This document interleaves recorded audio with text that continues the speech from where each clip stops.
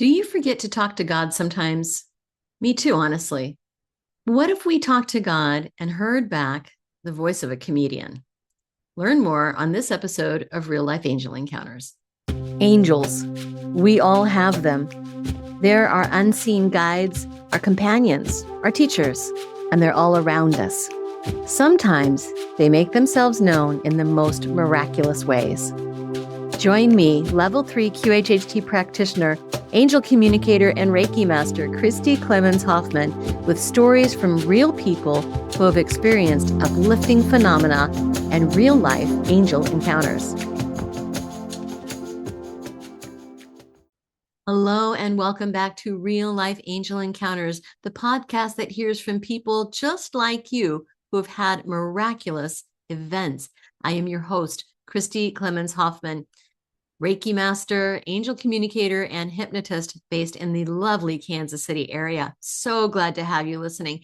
This episode is really kind of interesting because I didn't plan it this way, but we have two callers named Molly, and we were recording several weeks apart, but it just so happened that they're both named Molly and both from the greater Kansas City area. So, as I always like to say, you can't make this up.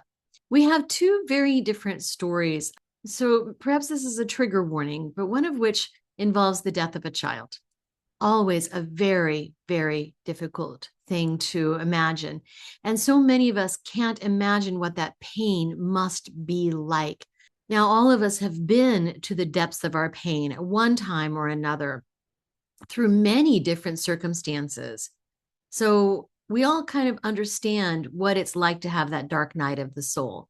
And what if we can use that depth of our grief and our pain to help lift others up? So something to think about. Anyway, I think you're going to like this episode. But before we get too much further, I wanted to make my usual asks. First of all, if you like this show, I hope you do. I've been hearing from you that you do. So please share it. Share this episode. Share the show in general. Show your colleagues, your friends, your coworkers, your family how to find this show. Send them a link, and hopefully they will listen as well, because the more listeners we have, the more people there are to tell their stories. So this is a winning proposition, folks. So please do share this podcast and this episode. Next, if you would please like or follow, subscribe, whatever it is you can do on the platform that you're listening to right now. Maybe it's Spotify or Apple Podcasts or Libsyn or Podbean, wherever you're listening right now, YouTube even. Hit that notification bell button or link, and that way you will be notified the next time we have an episode out. And lastly, if you could please leave us a little review, maybe 5 stars, maybe just a word or two about how much you appreciate this uplifting content. It goes a long way, trust me, on this. All right, I won't hold you up any further. On with this episode. Please enjoy. And now on the podcast, we have a fellow Kansas Cityan, Molly, with what I would consider a classic angel story. Welcome, Molly. Thank you for being on Real Life Angel Encounters. Thank you, Christy. I am so honored to be here. Oh, it's wonderful. Well, you had quite an experience. Can you tell us about that? Yeah, I actually haven't told very many people about it because I thought people would think I'm a little cuckoo. That's okay to be a little cuckoo. I know, but I have enough people around me now that believe that these things really, really do happen. But it occurred actually this past year when I was going through a very, very rough time. I was doing a lot of healing work on myself, Mm, and I was being attacked by some very mm, wicked entities trying to prevent me from, shining the light and spreading the light. And one night I was meditating and praying in bed, mm, and I just called out and I said, "Angels, I'm having such a hard time here. Would you please give me a sign or let me know that you mm, are here, that you are with me, that you are protecting me. Archangel Michael, are you here? I need your protection. I need the healing. Would you please show me?" And I just sat there for a couple of minutes. And all of a sudden, up on the upper right-hand side of my bedroom, which was completely dark, this white mist appeared. And it kind of was wavy a little bit at first and kind of undulating. And then Mm. it just kind of took shape, and I could tell there was a head at the top. And then I could tell, the rest of it was an angel. I mean, you see things the way you want to see them. So I saw them as the typically portrayed angel, and it was there and it just floated there for the longest time. I have no idea how much time it was, but I just broke out in tears, and it still makes me cry today because I know now that they're always here with me. They They're are always with me. always with you. So you weren't afraid. No, not at all. Not at all. I just went into gratitude and I said, thank you, thank you, thank you, thank you for being here and for letting me know, because I'm a little bit skeptical sometimes. And I so appreciate you letting me know that you're here with me. Oh my gosh, what a warm feeling that is, and just full of awe. There's no other way to describe it but awe. So, did you feel a shift after this?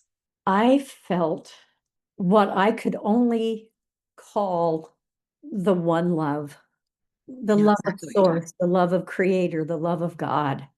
I just felt about. a wash over me, and it just filled me up. And I was so happy and so excited. I wanted to get up and dance, but I did. I just kind of laid there and basked in that beautiful feeling. That is amazing. Now, you mentioned in a message to me that you also had like a voice come to you. Yes. Can you talk about that? Yes, that was actually, it's kind of crazy. It's another one of those stories where I haven't really told a lot of people because I'm not sure how they're going to take it, but I know it's true, and that's all that really matters. Mhm. On December 18th of 2018 at 3:18 in the morning, I woke up and this voice was in my bedroom. It was one of the few nights I was actually sleeping. I had fibromyalgia, and sleeping was something that was didn't happen a lot. And I woke up and it was so loud that it shook the room. And it was like right here next to my right ear. Wow. Yes. And it said, "You're going to heal." And it was like, it was huge. It was a massive voice. And I kind of just got these goosebumps everywhere. And I just like, okay, this is really creepy. And then a second or two later, it said, "You are going to heal." Oh my God. And and so this voice, it was really strange. I actually thought somebody broke into my house. Yeah.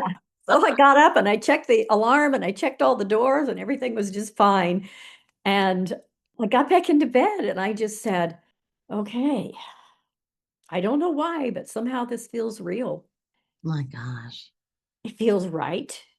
And so I went into prayer and I said, okay, I don't know if this is real or not, but it feels like it does. And if it is real, would you please make it happen easily? Point. I have 30 years of living in pain and exhaustion and mind, fog constantly, not being able to remember things. I was just like over it. And Yeah. I said, please just make it happen quickly and easily. Send the right people to me, put the right people on my path at the right time for the right reasons. And then I said amen and I turned over and went back to sleep. That's Uh, amazing. And so don't leave us hanging. Did you heal from fibromyalgia? yes, yes, actually, all those right people did come onto my path. It was like within 30 days, things just started happening. And it was like, wow. I met my holistic dentist who said, you need to go to India and meet with this medical medium who knows exactly why you're sick and he'll help you heal because he helped me heal. And you need to see Rob Wergen, who's a profound healer himself, which I went to see. So I did all of those things. And I started reading about mind, body, soul connection. and how they all affect one another. And I just said, wow, this is cool. Maybe this is really happening. And so 2018 was when the voice happened. And on April the 1st, which is kind of weird, I just realized that was April Fool's Day.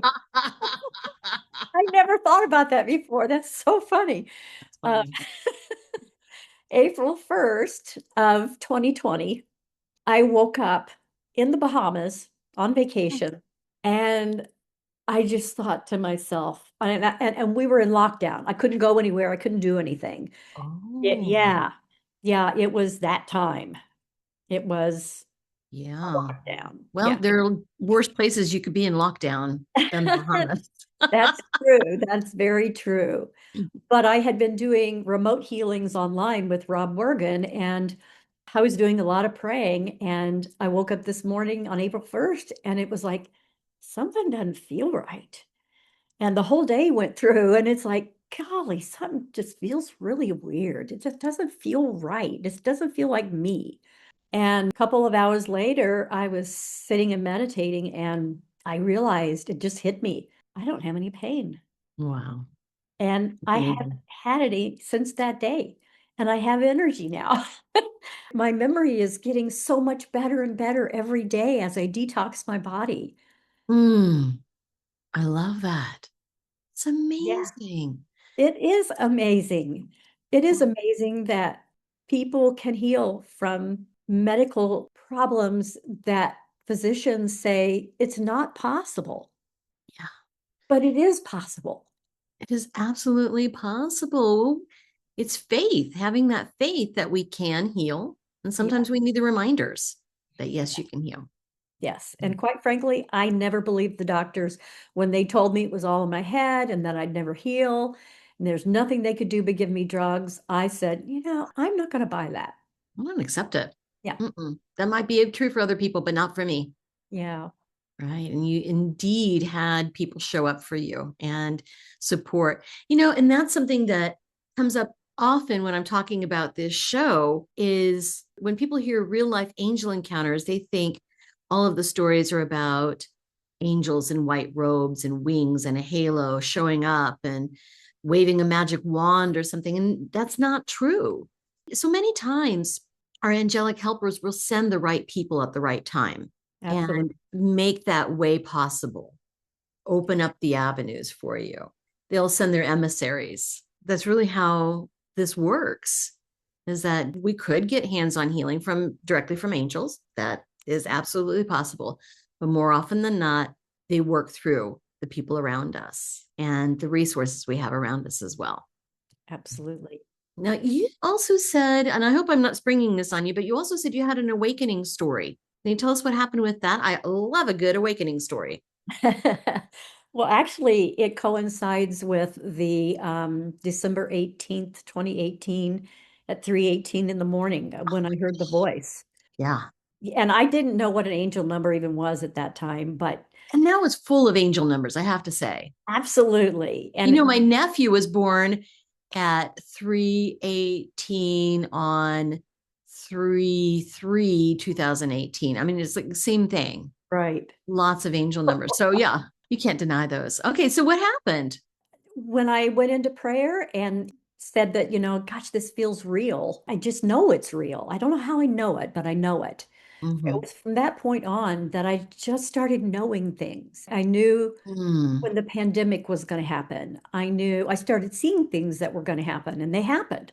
And then I started walking into a room full of people being able to say, I know what your wound is. I know what your wound is, et cetera, et cetera. I know how to heal it. I see Mm. where it's based in your body. And I just kept unfolding from there. And I thought, wow, maybe Mm. there's something to this. And I started reading and researching. And I met this wonderful teacher at the Casey Metaphysical Fair. Oh, yeah. Yeah. Who And was that? that was Alita Tehamic. Oh, she's fantastic. She's wonderful. Absolutely. Yes, she is fantastic. She has been working with me for the last 5 years. And While I have worked with a couple of other people on and off, Alita is more like my friend and mentor, and she has helped me open up my gifts to all seven clairs, telepathy, the prediction, I forget what you call that, when you Yeah. know things are going to happen. And I just started remote viewing a couple of years too. And so I've got all this stuff. And then, I kept praying and meditating on all this. And I said, whoa, this is pretty heavy. Mm, It's pretty heavy. But, I look back at my life and there were times in the past 10, 15 years that I did some weird things like in public. Like I'd go up to a person and say, I don't know how I know this, but I know that somebody tried to shoot you, but you're going to be okay. And your sister's going to be okay. I don't know how I know any of this, but anyways, and they'd say, how do you know that? And I would say, I don't know. I have no idea. But then they came to me and they said, a couple of years ago, they said, okay, we didn't give you these gifts just for the heck of it. You need to do something with it. We need for you to go out there and tell people that there is a way to heal mind, mm, body, and soul. Connect the three, heal the three. And you need to go out and you need to inspire people and give them hope. And so that's what I'm trying to do. I'm getting all the pieces of the puzzle put together. right. And so, what are you doing with the pieces of that puzzle? Well, I'm going to start speaking at churches. I'm going to start speaking at hospitals and fibromyalgia support groups, other chronic medical conditions, their groups as well. Mm, Starting a web page, and they said I needed to start a podcast. And I've been lamenting over, gosh, what should I call this? And everything that I've done thus far has been shattering paradigms, things that mm, society teaches us in our family, and your upbringing teaches you that, well, sometimes they're just not true. You can change that narrative. yeah. And so if you shatter that original paradigm, like you'll never heal, then you open up the door for the manifestation of healing. Beautiful. So, you're in practice for yourself now. Yeah. Yeah. Fantastic. And you have a podcast that will be out there called Shattering Paradigms. I'm assuming it'll be on all of the major platforms for podcasts. Yes. Wonderful. Well, thank you so much for joining me today, Molly. It has been a pleasure to hear your stories and just to know that we're never alone and we can ask for anything that we need and we have help. So Yes. thank you. Thank you. Thank you. Next up, we have another Molly, also from the Kansas City area, who has stories full of grief, hope, and a little humor. Now we have Molly from Excelsior Springs. We met at a recent Mystic Fair. It's good to see you again, Molly. How are you? It is so nice to see you, Christy. Thank you for having me. Oh, I'm so thrilled. We were talking at the Mystic Fair and I told you about my podcast Yeah, and book and everything. And I think you got a copy of the book, if I'm not I mistaken. did. You And did. you signed it for me. You were kind enough to sign it for me. Oh, I'm happy to do so. Sure. And you told me you had some stories. And so I invited you on. Now, first up, you've got a story about your deceased husband. Wait Yes. up. What happened? Yes. Oh, we met when he was 55 and I was 30. And the whole world said they'll never make it. And it was an absolute 33-year love affair. Oh, beautiful. And he passed at 88. And there was a connection there. When they say soulmates, we were truly soulmates. I'm confident we lived many lives together. And when he passed, he said, I can't leave until I know you're okay. He said, I can't leave you till I know you're okay. Oh, And he hung on. And when he was passing, I told him, I said, honey, I'm okay now. You've given me everything I need to be okay. So I said, you can go on now. You deserve to go on. So he did. And I think I told you this. It was so funny because I kicked everybody out of the room. He had passed and they were all standing outside the door. So I know they could hear me. And I went, we made it. We did it. We did it. You graduated. I was so happy for him that he was in heaven, that he'd made it. He'd graduated. He'd done it. He'd done what we're all working toward. And it was so awesome. yeah. He was amazing, man. Yeah. And so the story I'm going to tell you is how he came to me after he passed. And I couldn't go back to bed. And Charlie always wanted me to sleep in bed. He didn't want me to fall asleep on the sofa. So I was sleeping on the sofa because I couldn't go back to bed. And I was sitting up one night and I was dozed off. And he kicked the sofa. He kicked it so hard, it startled me awake. And my first thought was, what could that? And then I thought, Charlie. And I knew immediately, I thought, he does not like me sleeping on this sofa. And I sat there and I thought about him for a while and I dozed off again. And bam, he kicked that sofa again. And I was startled and I was just sitting there thinking about it. And then they talk about an ice cold breeze that comes at you.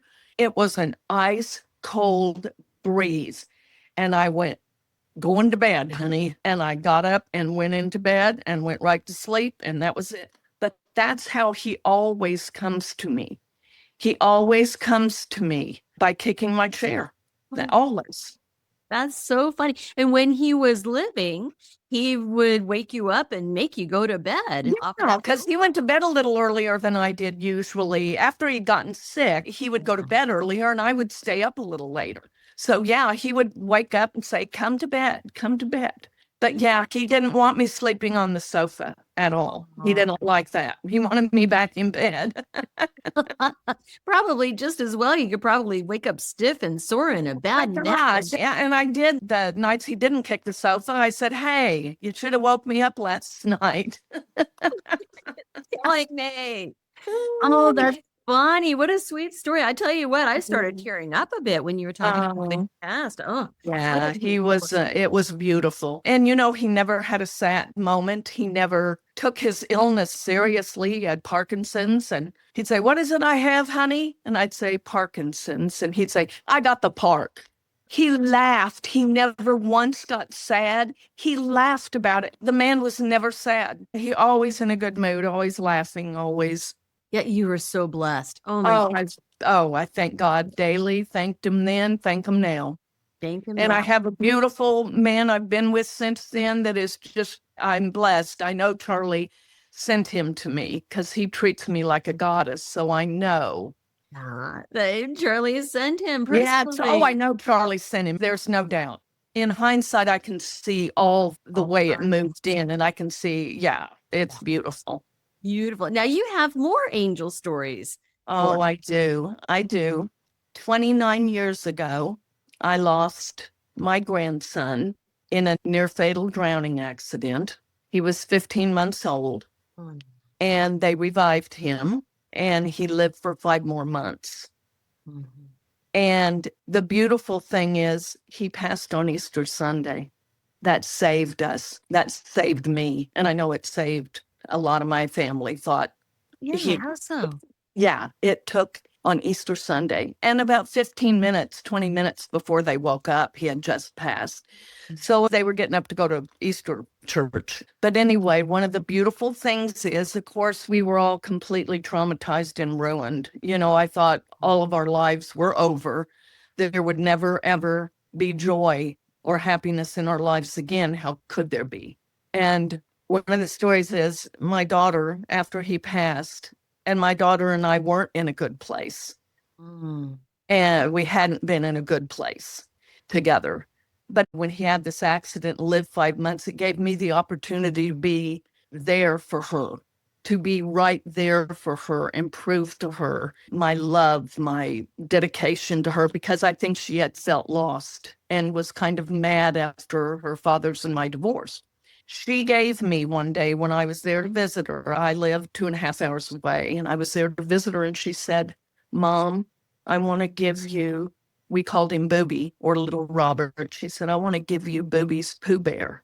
You could have given me the moon and it couldn't have been more, I couldn't have been more grateful or more honored. I was so honored that she gave me that. And she said, Mom, this was with him, beside him when he passed. And of course, that just tore my gut, you know. So anyway, I said, you know, can't thank you enough and da-da-da-da. And I needed something. I was in need of something of his because we lived far apart and I just needed something of his to hold. And I couldn't go to the grave, and I'm a grave person, so I couldn't go to the grave. So that helped me. That really helped me. And this was one of those little stuffed toy Pooh Bears that you pull down and it plays the Winnie the Pooh song. So right, you So pull it down and then it pulls back up and plays the song. Exactly. So I hung it on a hook right over my bed, right over my pillow. And so I could have it over me every night, and I felt like he was with me. So I was in that room, literally just hysterical one afternoon, just sobbing and how and why. And I'd rather not be here than feel this. It was so bad. And then I had to think of, well, if I'm feeling this, what is my daughter feeling? So I was just sobbing, and I was in the bedroom. I was by myself, and I turned around and faced the head of the bed to walk out of the room, and that Winnie the Pooh Bear started playing. Praise. Wow. And it didn't just play a note. It played like 6 or 8 notes. And it just, of course, stopped me in my tracks. And I thought, God in heaven, thank you. That's what I needed. I needed to know where you are. I needed to, not that I didn't know, but it's like, I need to feel you. I need to know you're okay, because he wasn't okay. And I needed to know he was back to his beautiful soul that God had sent us. So that created such a relief in me, because I was struggling desperately to find a sign of why, because I believe fully that nothing happens to us, good or bad, without great purpose. Nothing. And I knew there was great purpose in this, but I thought, it's more than our family can do. We can't do this. So that sign that little Robert sent me was everything. It was everything. And I called my daughter and told her, and because they needed that. She and Robert, her husband, needed that. That was their first and only child at the time, my only grandchild. Yes. So that was beautiful. And I thanked God and Robert for that 100 times. Oh, absolutely. And then I would be okay for a day or two. And then I would spend a week curled up in a corner, And the only thing that could bring me out of that was I would talk to Megan, because she needed me. She needed me, and I made sure I was there. And it was weird, because I could sob and sob and sob. And when I was home with Megan, I would not cry. I could not cry. It's like God gave me the strength to, no matter how hard I had to hear her cry, I was strong. I could be strong. Yes. And Megan, again, is little Robert's mom. Daughter. Mm-hmm. Yes, my youngest daughter. So it was like every time I needed that strength, God just went, okay, here's your screen, Molly. We're not going to show her what you really look like. We're going to show her your mom. We're going to show her mom that's strong and is going to handle this and help her through it. There aren't words to tell you how only of God this could have been. Oh, my goodness. Only God could do this. Yes, absolutely. And then one night I was, again, completely insane. And poor Charlie had no clue what to do with me. He just was, I felt so bad for him, because he was just lost. And Charlie always knew. I mean, he knew how to help me in everything. He was broken too. He could not help me in this. So one night I was down, our shop was below our house, and I was down in the shop doing stuff, trying to keep busy, trying to keep it off my mind. And it was, I don't know, 9 or 10 o'clock at night, as I remember. And I just was, again, just screaming, just getting it out, and thought, there's no hope. I'd rather not be here than have to live like this. But I know I have to live like this because I have to take care of Megan and Squeak, her husband. And I started making phone calls. I thought, I can't go there. I can't be off the edge. I've got to bring myself back. And I had a list of people I could call when I was over the edge. Yeah. I mean, I had these wonderful people that were always there for me, always, that would talk me down or give me some inch of hope, and that's all I needed. If I could just have this much hope, it was enough to get me through.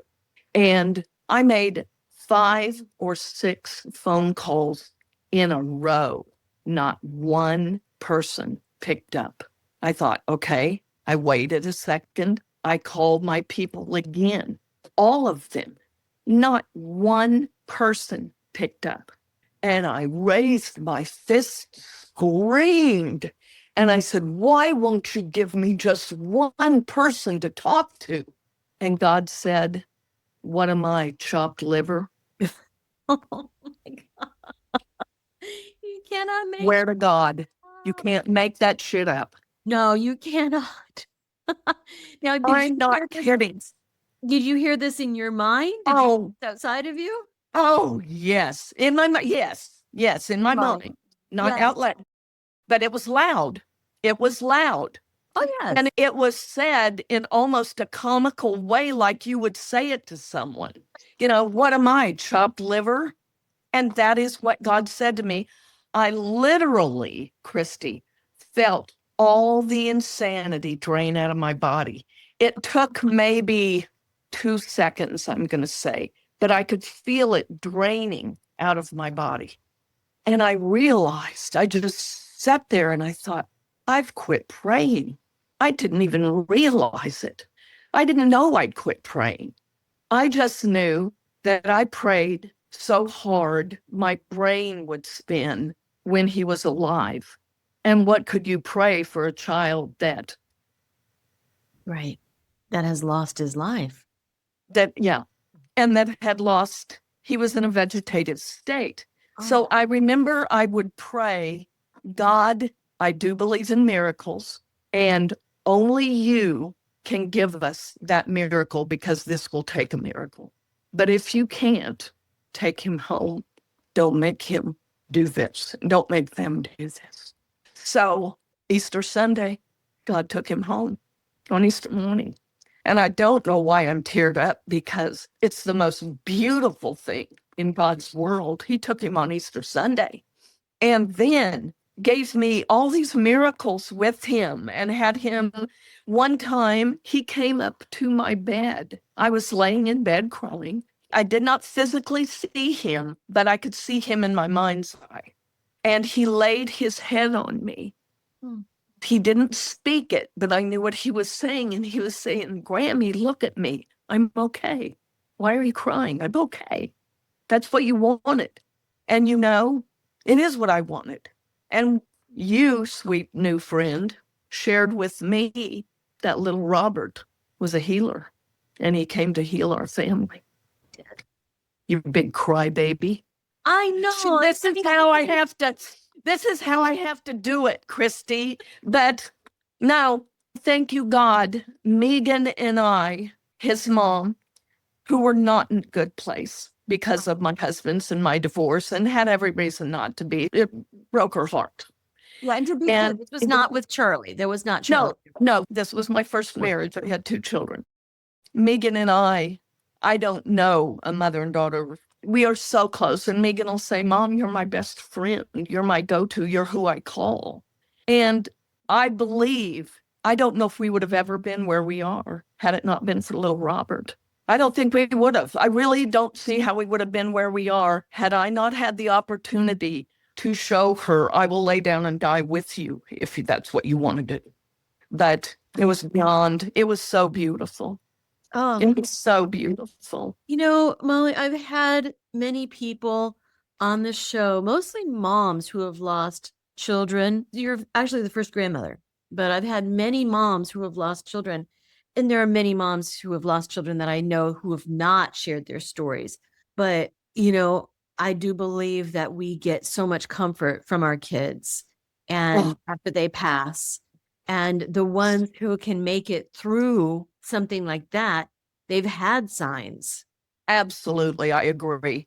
Yes, God made it clear to me, and you helped that so much, by the way, that there was great purpose in his 19 months on this earth. Great purpose. We always called him our little warrior because he fought and he lived hard. Those 5 months were not good. And we had to sit and watch it. But to me, it made me know it was okay to ask God to take him home because this was never going to be good. And how would Squeak and Megan ever move on? How would they ever move on? And that sounds maybe harsh, but through. It would have been horrifying to have another child, I would have thought, and it was for them. That fear is always there that something bad can happen. Right. But they are I can't tell you how strong they are in their faith. They are so strong in their faith, and God has helped them through, and they grieved in totally different ways. It was hard on their relationship, and the statistics are not good about couples surviving it especially after an accident. Yes. So there's blame and all that. They survived that, and they're one of the strongest couples I've ever seen in my entire life. That's amazing. They are amazing. They would take a bullet for each other. I think God healed them. I think God healed me. I think God healed a place in me that the only thing I knew, I thought, I've got to find purpose in this, and I've got to find good in it. And I thought, how do I find good in the death of a baby, in the death of my grandchild? What good is that? And I realized I've had all kinds of things come up now. I can't tell you how many times someone would come in the shop and Megan would be with me, and we would find out someone had lost their grandchild. It would come up in a common conversation. And it's like, I always said, gotcha, God, I'm on it. And Megan would look at me and say, go sit on the sofa, and she would take care of business because she knew. And I might sit with that woman for an hour and we would talk together. And what's funny is I could never cry. I could not cry because God said, nope, you need to tell her this strong. You need to talk strongly to her. She needs someone with strength. Let her cry, but you can't cry, Molly. And I didn't, and I felt no need to. And now when she left, I might be worthless for an hour. But it was like God gave me so much strength. And I thought, thank you, God. You gave me my purpose in this. I can help moms and grandmas who aren't in the place I've finally gotten to. Now, this has taken years. Little Robert passed away 29 years ago. Oh, my goodness. Yes. This has been 29 years. Yes. He was born in, I don't know, but he would be 30 years old, I think. Yeah. So, wow. I've gone over this in my mind about 5 million times and looked for every little ounce and corner of, could this be good? Could this have been something he gave us? My gosh, it might be. I mean, I can't tell you how many things come up that I think, God, is that what that is? Is that from Booby? It's just constant. It's constant. And we could be here all day because I've got some stories, sister. Oh, But God has gifted me with that being able to look into it and say, oh my God, look at all the grandmothers I can help. Look at all the mothers I can help. Look at, it took away all my judgment of anyone for anything, pretty much. But especially when you hear of a child's death and it was an accident. I have heard people on the news blame. They knew nothing about it. They heard it was an accident and this happened, and they'll blame. And they know nothing. They know nothing, but they judged. Yeah. And to me, because of that, judging people is one of the worst things you can do. You are not in their shoes. You do not know what they've lived through. You can look at them on the outside and they're shiny and pretty, and you have no clue the cracks in their heart and soul. Absolutely. And God forbid those people see these comments. They feel the darkest they've probably and in their life. It's kind of part of what happened. Yeah. So I don't ever judge. You watch the news, you hear this child drown in a pool. Mm-hmm. Never. I first start praying for the parents. I prayed for the parents. Sure. But I will tell you, God has been right there, right there. I always thought I knew exactly who God was. And I thought God and I were tight. We were mates. I had no clue who God was. No clue. I had no clue what God gives you, what God is capable of giving you. Mm-hmm. Because he saved my life through that and gave me purpose, gave Megan purpose. I can't tell you how many times people come in this shop and say they've lost a child. I immediately sit me aside with them, or the two of us talk to them, because my point helps them understand. They just know what they've gone through as a parent. But it kind of gives them an idea, maybe, not knowing the relationship, but what their parents went through losing that child. And maybe they never looked at that. And maybe they never thought, oh my God, we should be mourning this together. We should do this together. And you know, why I do this show and why I have people who've had these type of stories on is because I think these stories can give people hope. Yes. Yeah, the whole reason I do this show is so we know we're not alone. So we know that what is Exactly. possible, right? Because we are lovingly guided and surrounded at all times by God and angels. And I really appreciate everyone like you who tells this story. I'd love to have you back to share more stories if you have. Oh, I would love that, because I have more beautiful stories. I can't top What Am I Chopped Liver, just so you know. That's pretty good. And I mean, God, that was a God one, and I can't top that. As soon as you told me that at the fair, I said, okay, I know the title of our next episode. Because it was hilarious. And yes, God can be very, very funny a lot of times, because that He better be if he's dealing with me. Yeah, because it's like I talk to God like I talk to God, and I just talk. Yeah. And he better, and I know he listens. So I said, you created this. You need to just listen to it the way I'm putting it out. And he always does. Always does. He always does. Well, thank you so much for telling this beautiful story, Molly. It's just so full of hope and heart. And like I said, I would love to have you back to tell more. I'd be honored. And my prayer is that this helps some people and gives some people some comfort. Yeah. Thank you for listening. Please subscribe and follow, and be sure to share this episode. The more people who know about this podcast, the more great story submissions we get. Have a story to share? Email your own real-life angel encounter to angelencounterspodcast@gmail.com or visit radiatewellnesscommunity.com/real-life angel encounters podcast. Or join our Facebook group and continue the discussion. Want to know what your angels and loved ones have to tell you? Schedule an appointment with me at radiatewellnesscommunity.com. A special thanks to James Wheeler for the original music and to Tiffany Baumgarten for the logo design.